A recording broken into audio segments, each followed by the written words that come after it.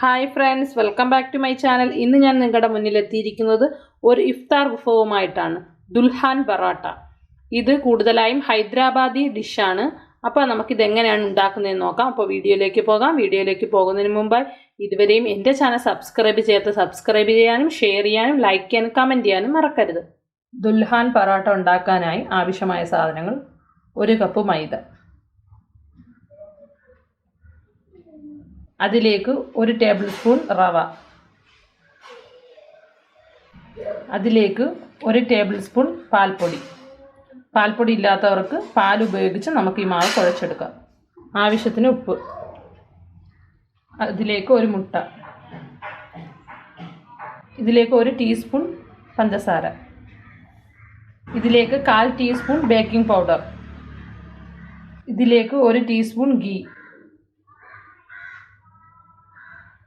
ആവശ്യത്തിന് വെള്ളം ഒഴിച്ച് നമ്മുടെ ചപ്പാത്തിയുടെ മാവിൻ്റെ പരുവത്തിന് വേണം നമ്മൾ ഈ പറാട്ടയുടെ മാവ് മിക്സ് ചെയ്തെടുക്കാം.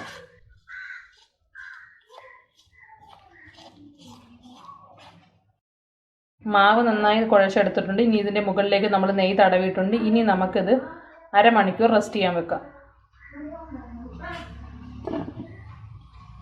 ദുൽഹാൻ പറാട്ടയുടെ മസാല നമുക്ക് തയ്യാറാക്കാം. അതിനായി ഞാനൊരു പാൻ എടുത്ത് അടുപ്പത്ത് വെച്ചിട്ടുണ്ട്.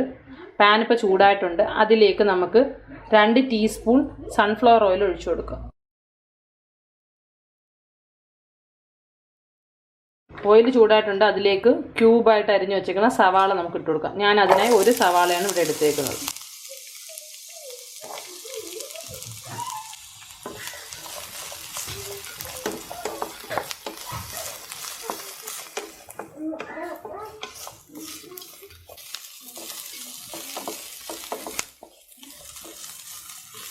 ഇനി നമുക്കിതിലേക്ക് ചെറുതായിട്ട് അരിഞ്ഞു വെച്ചേക്കുന്ന ഇഞ്ചി ഇട്ട് കൊടുക്കാം.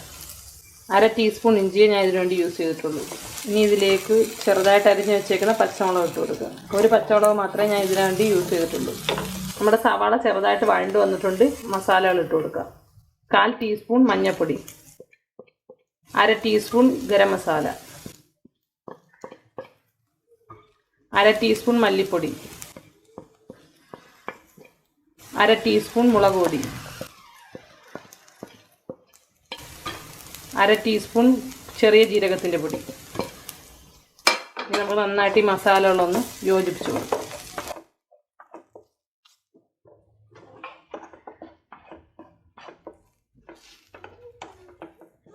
ഇതിലേക്ക് വേവിച്ച് വെച്ചേക്കുന്ന ചിക്കൻ നമുക്കിട്ട് കൊടുക്കാം.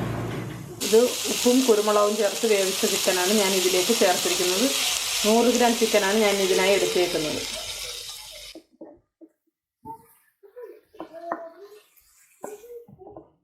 ഇതിലേക്കൊരു കൊച്ചു തക്കാളിയാണ് ഞാൻ ചെറുതായിട്ട് അരിഞ്ഞത് ചേർക്കുന്നത്. ഇതിലേക്ക് 1/4 കപ്പ് ക്യാരറ്റ് നീളത്തിന് ചെറുതായിട്ട് അരിഞ്ഞതാണ് ഞാൻ ഈ മിക്സിലേക്ക് ചേർക്കുന്നത്. ഇതിനാവശ്യമായ ഉപ്പ് നമുക്ക് ഇട്ട് കൊടുക്കാം.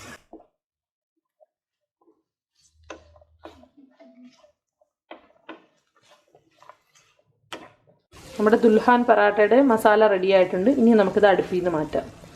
വെജിറ്റബിൾസ് ഒന്നും ഒരുപാട് കുക്കാവേണ്ട ആവശ്യമില്ല. നമ്മൾ റെസ്റ്റ് ചെയ്യാൻ വെച്ച പറാട്ടയുടെ മാവ് ഇപ്പം നല്ല മയമായിട്ടുണ്ട്. ഇനി നമുക്കിത് പരത്തിയെടുക്കാം. നമ്മളെ പറാട്ട പരത്താനായി ഞാൻ മാവ് ആദ്യം തൂക്കിയിട്ടുണ്ട്.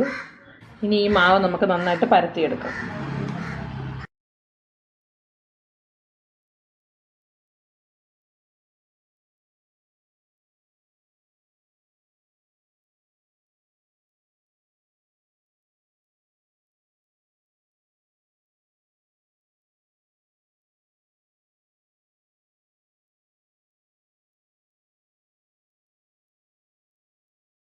നമ്മുടെ മാവ് നന്നായിട്ട് പരത്തി കിട്ടിയിട്ടുണ്ട്.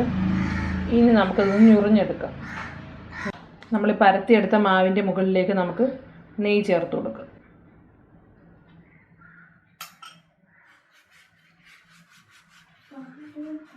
ഇനി ഇതൊന്ന് ഞുറിഞ്ഞെടുക്കാം.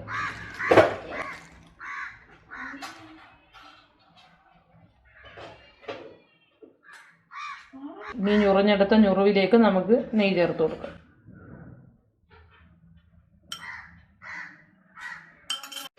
ഇനി നമുക്കിതൊന്ന് റോൾ ചെയ്തെടുക്കാം.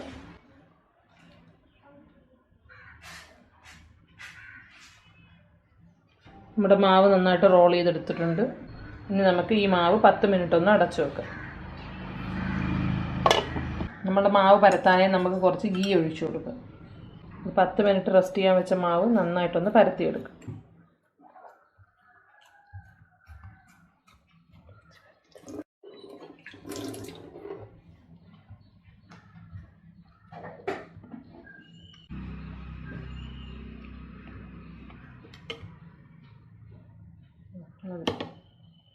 മാവ് നമ്മൾ നന്നായിട്ട് പരത്തിയെടുത്തിട്ടുണ്ട്. നമ്മുടെ ദുൽഹാൻ പറാട്ട തയ്യാറാക്കാനായി ഞാനൊരു പാൻ എടുത്ത് അടുപ്പത്ത് വെച്ചിട്ടുണ്ട്. പാനിലേക്ക് നമുക്ക് അതിനാവശ്യമായ നെയ്യ് ഒഴിച്ചു കൊടുക്കാം.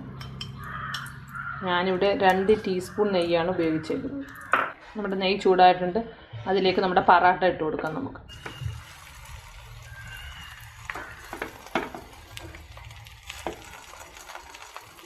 പറാട്ടയുടെ മുകളിൽ നമുക്ക് നെയ്യ് ഒഴിച്ചു കൊടുക്കാം. നമ്മുടെ പറാട്ട വേവാനായി നമ്മളെപ്പോഴും മീഡിയം ഫ്ലെയിമിൽ മാത്രമേ പറാട്ട വേവിച്ചെടുക്കാവൂ.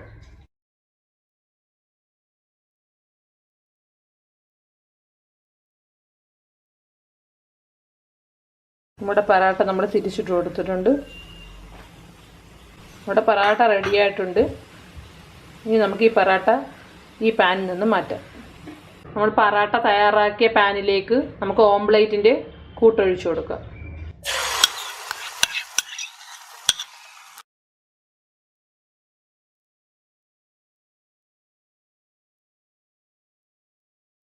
ഇനി ഇതിലേക്ക് നമുക്ക് തയ്യാറാക്കി വെച്ചേക്കുന്ന പറാട്ട ഇതിലേക്ക് ഇട്ട് കൊടുക്കാം. നമ്മളെ പറാട്ട നമ്മൾ തിരിച്ചിട്ട് കൊടുത്തിട്ടുണ്ട്. ഇനി ഇതിൻ്റെ മുകളിലേക്ക് നമ്മൾ നേരത്തെ തയ്യാറാക്കി വെച്ചിരുന്ന ഫില്ലിങ്സ് ഇട്ട് കൊടുക്കാം.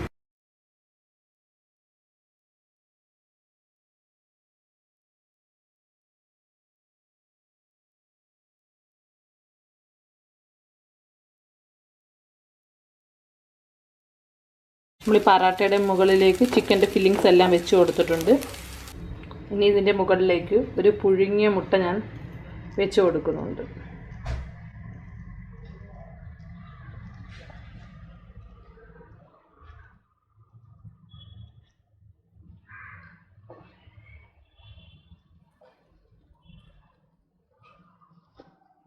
ഇനി പറാട്ടയുടെ ഫില്ലിങ്സ് നന്നായിട്ട് പറാട്ടയെ സെറ്റ് ചെയ്യാനായിട്ട് നമുക്ക് മൈദ വളരെ ലൂസിനെ കലക്കി നമുക്ക് ഇതിൻ്റെ മുകളിലേക്ക് ഒഴിച്ചു കൊടുക്കാം. നല്ല ലൂസിനായിരിക്കണം കലക്കേണ്ടത്.